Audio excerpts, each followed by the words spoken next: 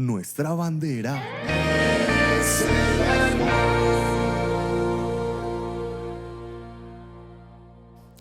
Y sin más preámbulo, entremos a lo que nos convoca, la palabra de Dios. Uno de los temas que hablo allí en este libro devocional es el secreto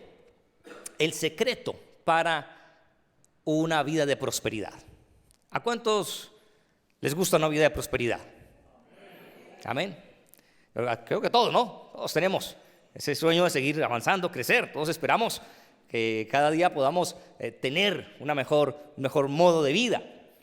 Y hay el secreto bíblico para eso, para la vida de prosperidad. Y quiero compartir uno de esos secretos, pero permítame ilustrarles primero con una pequeña historia. ¿Cuántos aquí alguna vez han sembrado o siembran algo en su casa? Maticas que les gusta, ¿sí? Hay bastantes, qué bueno. ¿Sí? Yo soy malísimo para las matas, ¿sí? Todas se mueren, yo no las siembro y se me olvida que estaba ahí. Pero hay gente muy juiciosa para sembrar. Ahora, ¿alguno de ustedes ha practicado la agricultura? Que ya es otro nivel de sembrar. Sí, vea, siempre. Qué maravilla. Ustedes conocen de lo que les voy a hablar esta mañana. Resulta que un tipo compró un campo grande, amplio, y dijo, bueno, voy a sembrar este campo y voy a ser millonario con este campo, con el fruto de este campo. Fue, compró la semilla, preparó el terreno, y cuando iba a sembrar,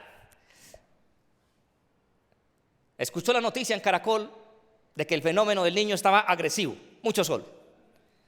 Entonces dijo, no voy a sembrar sino el 50% de la semilla, porque con este fenómeno de pronto se daña el cultivo. Cuando iba a sembrar, se quedó pensando y dijo, no, pero el 50 es mucho, voy a sembrar solamente el 25%, porque es mejor tener reserva. Y al final plantó solamente el 15% de lo que tenía, porque dijo, es mejor estar prevenido, ¿sí? Porque era paisa. Y dijo, hombre, prevenido vale por 2. Cuando llegó el tiempo de la cosecha, todos los campos alrededor de él estaban llenos de fruto. ¿Y cómo estaba el campo del hombre? Casi vacío. El tipo miró el campo, se decepcionó, se fue triste para su casa y elevó una oración. Y dijo, Señor, me abandonaste. Has bendecido a todos mis vecinos, menos a mí. ¿Qué les parece a ustedes la actitud del hombre? Razonable, ¿cierto? Dios lo abandonó. Hermanos, hay leyes naturales que nos gobiernan, y con base en esas leyes naturales que nos gobiernan, la palabra de Dios nos da el secreto para una vida de abundancia. Vamos a verlo. Yo le invito a que vaya conmigo a la palabra allí en 2 de Corintios. 2 de Corintios capítulo 9, versículos 6 y 7. 2 de Corintios capítulo 9, versículos 6 y 7. Y si alguien tiene por ahí una voz fuerte para que lo lea, por favor, le agradezco. 2 de Corintios capítulo 9, versículos 6 y 7.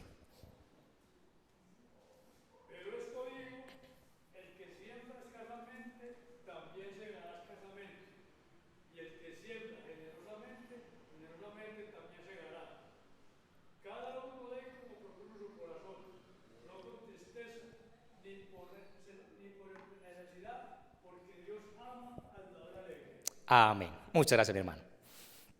Bueno, el apóstol Pablo, aquí en su segunda carta a los Corintios, invita a la iglesia de Corinto a ser generosa con la obra de Dios. Y no solamente el capítulo 9, el capítulo 8 también va a abordar el tema de la generosidad. Y Pablo va a hablar también de cómo otras comunidades y otras iglesias han mostrado generosidad abundante para que la iglesia de Corinto siga ese ejemplo. La iglesia de Corinto fue tal vez una de las iglesias, o creería yo, desde mi perspectiva, tal vez la más difícil de pastorear. Una iglesia con muchísimos problemas, pero la palabra de Dios y la gracia de Dios siempre estuvo allí para alentarlos a seguir creciendo. Y uno de los problemas de la iglesia de Corinto era precisamente la escasez para dar. Así que Pablo usa aquí un elemento muy conocido para todos. Si Pablo hubiera preguntado allá en el primer siglo cuántos sembraron y están cosechando, más del 80% de la gente hubiera levantado la mano porque se vivía de la agricultura. Para nosotros hoy en día es un poquito más difícil de entenderlo, porque no somos muy familiarizados con el tema de la agricultura, pero es un concepto muy lógico. Si el apóstol Pablo estuviera hoy, tal vez hubieras usado algo así como fondo de inversiones. Y hubiera dicho el apóstol Pablo, usted sabe que si su capital es grande, el retorno es grande. Pero si la inversión es pequeña, la inversión es pequeña, ¿cierto? Hubiera hecho algo de esa manera. Ahora, ¿qué dice el apóstol Pablo con respecto a este tema importantísimo de la generosidad? Quisiera, antes de entrar aquí al texto como tal, aclarar que algunos hermanos de otras comunidades, por supuesto, algunas veces me han dicho, incluso líderes, no, ese tema del diezmo ya es una cosa del Antiguo Testamento. Ya eso hoy no se usa, ya uno da como quiere. Y eso del diezmo no está para nosotros. Yo le decía, hermano, pues, perdóname, pero creo que estás equivocado. El diezmo estaba con un propósito y está con un propósito. Y quiero recordarte que el pueblo de Israel no solamente diezmaba, era parte de lo que daba. Tenían fiestas de primeros frutos, primeros animales del campo, primeras cosechas, ofrendas por pecado, ofrendas por libación, bueno, mejor dicho, algunos estudiosos dicen que daban alrededor del 30% de los ingresos totales del año, el pueblo de Israel, para honrar al Señor. Entonces le decía yo a este hermano, mira, hagamos un comparativo. ¿Para qué se usaba el diezmo en el Antiguo Testamento? Bueno, primero, había templo. Cuando no había templo había el tabernáculo, la carpa, y necesitaba sostenimiento. Entonces, parte de lo que se daba era precisamente para ese sostenimiento. Hoy en día tenemos templos, tenemos lugares que cuidar. Claro, hay lugares que cuidar, hay templos que cuidar, no se cuidan solos. En el Antiguo Testamento había sacerdotes, levitas, gente que servía en la iglesia. Claro, había que sostenerlos. Y hoy en día en las iglesias hay sacerdotes, hay pastores, hay líderes, hay gente que sirve y que necesita sostenimiento. Claro que sí. Entonces, bueno, el diezmo no es un asunto del Antiguo Testamento. El diezmo es un asunto que continúa vigente y que nos permite a nosotros, como cristianos, combatir el virus. Un virus que llevamos interno, esa tendencia pecaminosa a la avaricia. El virus de la avaricia. Todo ser humano en cualquier rincón del mundo, en su naturaleza, tendrá el deseo de tener cada vez más y de retener cada vez más. El corazón del Hijo de Dios, en cambio, busca servir cada vez más. Y lo que dice Pablo a la iglesia en Corinto es, hermanos, ustedes, les digo, el que siembra escasamente también, ¿qué? Segará escasamente. Es natural. Dice Pablo, esto no hay que buscarle pelos al gato. Sencillito. Siembras abundantemente, recoges como abundantemente. Y esa es la invitación de Pablo. Ese es el secreto para una vida de prosperidad, de bendición. Hermano, aprende a ser generoso con la obra del Señor. Qué bueno que hubo amenes. En el primer culto me dijeron que no hubo muchos amenes. Ya me estaba preocupando. Pero les decía a los hermanos, no se preocupen, yo estoy de visita. Si se molestan los hermanos, díganles que no me vuelvan a invitar. Y eso es todo. Pero creo que este es un secreto importante.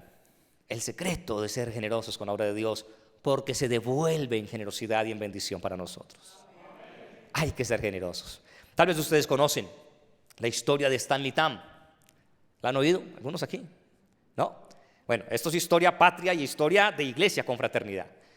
Porque Stanley Tam es uno de los hombres de los Estados Unidos. Él empezó con una pequeña empresa en los Estados Unidos y le dijo al Señor, Señor, te voy a dar el 10% de mis ganancias. El tipo empezó con su empresa, fielmente su diezmo, y la empresa creció. Y entonces al tiempo le dijo, Señor, ¿sabes qué? Voy a dar el 20%. Ahora, ¿cuánto creen ustedes que terminó dando Stanley Tam para la obra del Señor? ¿Cuánto? El 100%, qué bien. ¿Les saben la historia o no? ¿O lo dedujeron? Terminó dando el 100%, o sea, su empresa obviamente lo sostenía a él, le daban un salario, pero dedicó su empresa a servir hasta el día de hoy. Hay seminaristas hoy que reciben ayudas de Stanley Tam. La mayoría de muchos de los templos que tenemos en la confraternidad son gracias a las donaciones también que hizo Stanley para el servicio de la obra. Equipos evangelísticos, iglesias que se fundaron a través de la generosidad de Stanley Tam. Otro ejemplo es Rick Warren, tal vez lo han escuchado nombrar. Tiene un libro muy popular, Vida con propósito. Si no se lo ha leído, lo invito, lectura obligada, maravillosa lectura. Vida con propósito. ¿Para qué estamos aquí en la tierra? Y Rick Warren, cuando escribió su libro, no pensó que fuera a tener tanto éxito, ¿sí? Es como el libro que estoy vendiendo ahorita. Yo no pensé que iba a ser tan exitoso. Saqué 100 copias y todavía me quedan 98. Yo no pensé que fueran a irse tan rápido todas esas copias. Pero Rick Warren, cuando sacó su libro, fue una cosa impresionante. Y le empezaron a llegar las regalías de su libro. Lo primero que hizo Rick Warren cuando recibió su dinero fue devolverle a la iglesia 20 años de salario. Y entonces le dijo a la iglesia: aquí les devuelvo 20 años de salario. ¿Pero por qué, hermano? Usted ha servido. Y él me dice: no, yo quiero que ustedes sepan que yo estoy aquí, no por lo que ustedes me pueden dar, sino porque este es el llamado de Dios para mi vida. Y Rick Warren, en un gesto maravilloso, invirtió sus ganancias y da el 90% y vive con el 10%. Y si usted lo ve en YouTube, en sus predicaciones, en su pequeñito rancho en los Estados Unidos, vive con el 10% y créanme que no vive mal. Y son muestras de cómo, a través de estos corazones generosos, Dios los bendice aún más. Y es lo que el apóstol Pablo precisamente le dice a la iglesia en Corinto: hermanos, siembren, les digo, siembren. Si siembran escasamente, también van a segar escasamente. Y el que siembra generosamente, generosamente también segará. Y la pregunta que tenemos que empezar a hacernos esta mañana, mis amados, es: ¿cómo está nuestra generosidad con el Señor? ¿Cómo estamos sembrando para la obra de Dios? Y espero que seamos generosos con el Señor. Y luego dice, versículo 7, cada uno dé como propuso. ¿En dónde? En su corazón. Cada uno dé como propuso en su corazón. Ahora, Pablo nos lleva a la esencia de la cuestión. Aquí la cuestión no es el dinero. Aquí la cuestión es el corazón. Jesús lo diría, o lo dijo, más bien, de esta manera, citando a Jesús, dijo: donde esté tu tesoro, allí estará también tu corazón. Así que eso se trata del corazón. Se trata de la lucha que experimentamos en nuestro interior para servir más y mejor al Señor con nuestros bienes. Y tengo un pastor amigo, un consejero maravilloso. Algunos de ustedes tal vez lo conocen, Albeiro Calle, y me dice: no te preocupes, pastor, que lo último que se convierte del creyente es el bolsillo. Lo último que se convierte es el bolsillo. Y nos cuesta, porque es nuestra naturaleza. Nuestra naturaleza es a retener más de lo que nos es debido. Y a veces pretendemos, ¿cierto?, engañar al Señor y, bueno, no se va a dar cuenta que esto es apenas el 8%, o el 7%, o el 5%. No, el Señor se lo sabe. Y tú lo sabes porque tal vez está recogiendo menos. Y el Señor nos impulsa a que demos un pasito más allá. Ahora, el diezmo no es el techo de lo que damos. Es solamente la base sobre la cual empezamos a dar. A veces como creyentes nos preocupa y nos angustia, ¿cierto? A veces vemos la economía que no florece de la manera que quisiéramos, o nos preocupamos como el agricultor que dice: ay, esto está muy duro y ya llegó este nuevo presidente, para los que le tienen fobia al presidente nuevo, y esto va a estar como maduro y más bien como que retengo un poquito. Y ahí nos engañamos a nosotros mismos, porque dejamos de sembrar. Al sembrar, comenzamos entonces con un 10%. Y eso es lo primero que tenemos que preguntarnos hoy como iglesia: ¿cómo estoy con la mínima con el Señor? ¿Cómo estoy con ese piso? ¿Llego al piso? Ahí, al 10. Yo espero que sí, estemos llegando ahí. Si estás ahí, hermano, te felicito porque diste tu primer paso. Y si has sido de esos cristianos que llevas años dando el 10, la invitación para ti hoy es: hermano, ¿y qué pasa si de pronto Vamos un pasito más al 11 y servimos al Señor con un poco más. Después de pronto con el 12 y seguimos avanzando y a ver qué pasa. ¿No es eso lo que dice la Escritura, Malaquías, capítulo 3? Hagan esto, traigan su diezmo y yo abriré las ventanas de los cielos hasta que sobre y abunde bendición sobre ustedes. Es lo que enseña la palabra de Dios. No es lo que digo yo, es lo que la palabra de Dios nos enseña. Seamos generosos con la obra de Dios. Empecemos. Y si usted es de los que todavía no ha llegado, por lo menos a la mínima del piso del 10, igualmente, vaya dando pasitos. Usted que de pronto está ahí en el 1, en el 2, en el 3, voy a llegar, a avanzar, a servir al Señor y apartar, como dice el apóstol Pablo allí en el versículo 7, como hemos propuesto, ¿en dónde? En nuestro corazón, El asunto es del corazón. Ahora el apóstol Pablo da una advertencia. Dice, no con tristeza. Es posible dar con tristeza, ¿no? Recuerdo un hombre que llegó muy preocupado donde el pastor porque estaba diezmando mucho. Dijo, pastor, estoy muy preocupado, este diezmo está como muy grande, estoy ganando mucho y entonces yo creo que va a tener que empezar a dar como menos. Y el pastor le dijo, hermano, no hay problema, venga, oremos al Señor. Y el pastor empezó a orar, Señor, que le rebajen el sueldo a mi hermano. Y el tipo dice, pastor, pero un tipo, ¿cómo hay que me rebajen el sueldo? Y dice, hermano, si ganas menos, pues diezmas menos. Ahí sí te quitas el problema de encima. No con tristeza, es posible dar con tristeza. Y es posible que sintamos como que nos están arrancando el alma de las entrañas. Recuerdo alguna vez un hombre que decía que cuando pasaban con el alfolí, yo no sé si es un término que reconocen, porque ahorita veo que pasan aquí, pero anteriormente pasaban con una bolsita en la que recogían. Y un hermano decía, no, yo cada vez que pasan con ese alfolí siento que me colocan un cuchillo en el costado. Y el diácono me mira como rayado. A ver cuánto voy a dar. Hermano, si no hay gratitud, amor para servir al Señor, lo que vas a dar, hermano, creo que el apóstol Pablo también está dando aquí la advertencia, no es la forma.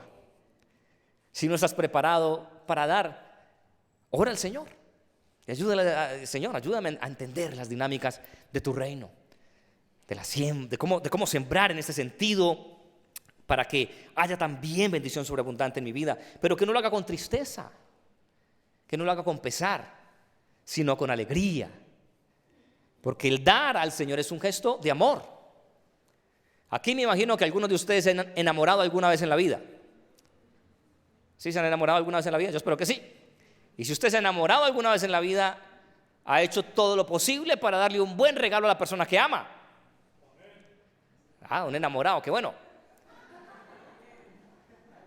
Ha hecho usted todo el esfuerzo, ¿cierto? Yo le voy a ser honesto, yo me he sentido muy celoso con mis hijas, porque yo esperaba que los mejores regalos fueran para mí, su papá, que las he cuidado, educado toda la vida, que he estado con ellas ahí, que las he levantado, que he sudado, casi que sangrado para levantarlas, pero resulta que ya me acabó el tiempo.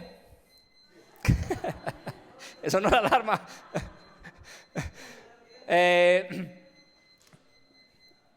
En serio, ¿cuál es la alarma para que me ayuden? El celular. No, caramba, ya sí va a estar como difícil. Vamos a ver si nos concentramos. Entonces estaba muy celosa con mis hijas porque les he dicho, he visto que han hecho su mejor esfuerzo para darle regalos a sus novios. Y yo veo ese esfuerzo para esos regalos, oiga, pero semanas que ahora dejan de comer. Y llega el día del padre y la tarjetica y los calzoncillos. Ya, pero ¿qué es esto? ¿Qué es esta desigualdad? Bueno, pero eso es otra cosa. Hablando del tema de dar con amor. Porque cuando uno está enamorado, da lo mejor que tiene, ¿no? Y así es con el Señor. Damos con alegría, con gozo, porque amamos al Señor. Esa es la razón por la que damos. El apóstol Pablo dice, si no hay ese gozo, si no hay esa alegría, ese gozo, no absténgase entonces. Ahora dice, ni con tristeza ni por necesidad. ¿Cuál es un peligro también? Que terminemos haciendo a Dios como una obligación. Y hoy en día hay todos estos mercaderes de la fe que dicen, oiga, traiga 50,000, el Señor le va a dar 500,000 mañana. Traiga 100,000, el Señor le va a dar 1,000,000. venga y haga esto y lo otro. Y el otro extremo al que Pablo nos está evitando es, ojo, no lo hagan por necesidad. No lo hagan porque están pensando que con esto van a manipular a Dios y entonces Dios lo va a bendecir y va a mover más esa avaricia que hay en sus corazones. Esa no es la razón por la que deben dar. Debe haber alegría de corazón, gratitud al Señor. Obviamente pareciera que el apóstol Pablo se contradice porque comenzó diciéndonos, siempre generosamente para que recojan generosamente. Pero nos hace la advertencia. Ojo, es una realidad, el Señor te bendice, pero esto no puede ser un asunto de trueques con el Señor. Que no sea que lo que te mueva sea la misma avaricia que te impedía dar, pero ahora te mueve para recibir más, con el deseo de simplemente de obtener la ganancia, no para honrar al Señor, que es lo importante. Y sigue diciendo el apóstol Pablo allí en el versículo 7, porque Dios ama al dador alegre. Dios ama al dador alegre. ¿Y cómo no? Si es que el dador alegre es el dador que ha sido transformado por medio de la presencia de Cristo en su vida, que combate esa tendencia pecaminosa a retener más de lo que es debido y empieza a honrar al Señor, a servir al Señor. No solamente al Señor, dice el apóstol Pablo también en sus cartas, antes el que robaba dejó de robar y ahora entonces empieza a servir a sus hermanos también, a ayudar a otros. ¿Cuánta bendición hay en la riqueza de los hijos de Dios? Una de las cosas que enseñamos en nuestra comunidad, uno de los cursos que tenemos, es precisamente el emprendimiento. Yo le digo a los hermanos, qué bueno, hermano, que todos emprendamos cosas, que hagamos cosas, porque cuando tú eres bendecido, tu familia es bendecida, tu iglesia es bendecida, gente es bendecida a través de los hijos de Dios, porque tienen corazones para honrar al Señor y para honrar a su prójimo. Qué hermosa es la riqueza en los hijos de Dios, en las manos de los hijos de Dios. Y el apóstol Pablo insiste allí, Dios ama al dador alegre, porque es un corazón transformado. Ustedes recuerdan, a lo mejor, esa historia de un hombrecito pequeño, Zaqueo, así pequeñito como yo, gordito como yo. Bueno, creo que él tenía un poquito más de plata que yo. Y el tipo se había enriquecido cobrando más impuestos de los que debía. Cuando tuvo un encuentro con Jesús, Zaqueo dijo, a todo el que le quité, le voy a devolver. Pero no solamente lo que le quité, hasta 4 veces más le voy a devolver. Hombre, y yo cuando leo eso yo digo, hombre, lástima que Zaqueo no me haya robado a mí. Hasta 4 veces más. Y eso no pasa hoy en día. Eso no pasa como podemos pensar en la realidad. Eso parece un cuento de fantasía, pero es la fantasía del reino de Dios, que cuando nos toca, nos transforma, nos cambia. Y qué hermoso es un corazón generoso. Usted tal vez conozca gente generosa. ¿Y quién en sus 5 sentidos no quiere estar al lado de alguien generoso? Claro que es bueno estar con el lado de alguien generoso, ¿no? Como es maluco estar al lado del tacaño. ¿Sí? Pero al lado del generoso uno disfruta. Y qué rico cuando llegan las visitas generosas a la casa, que vienen con mercado, que lo sacan a uno a pasear, le dejan para el gasto. Y uno dice, no, hombre, ojalá vivieran conmigo. Qué buenos son los corazones generosos.